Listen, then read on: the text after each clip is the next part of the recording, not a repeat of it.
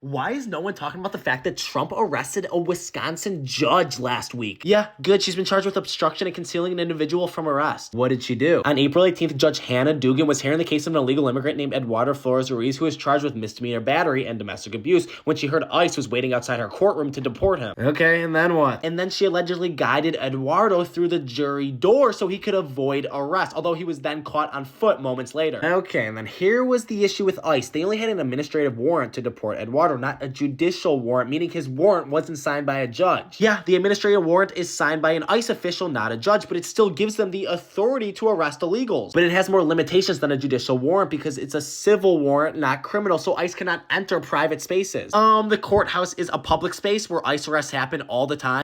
Judge Dugan has broad authority over her courtroom, and she saw ICE standing outside as a threat to the partiality of her courtroom. Doesn't mean she can break the law to rectify it. Isn't it twisted how ICE can arrest people on civil ground at courthouses for criminal matters? Do you see how the effect of this will be undocumented immigrants just not coming to court dates? Again, the law is the law, and Judge Dugan doesn't have the right to change it on the spot because she feels a little something for an illegal immigrant. Judge Dugan has lived a crime-free life of public service and has been considered an upstanding member of her community, probably why Paul Clement, the former Solicitor General under George Bush, is her lawyer for this case. I bet we'll hear more of her reasoning coming forward. Well, the Wisconsin Supreme Court, which is majority liberal, just unanimously suspended her, so good luck with that. Good luck with being ugly the rest of your life.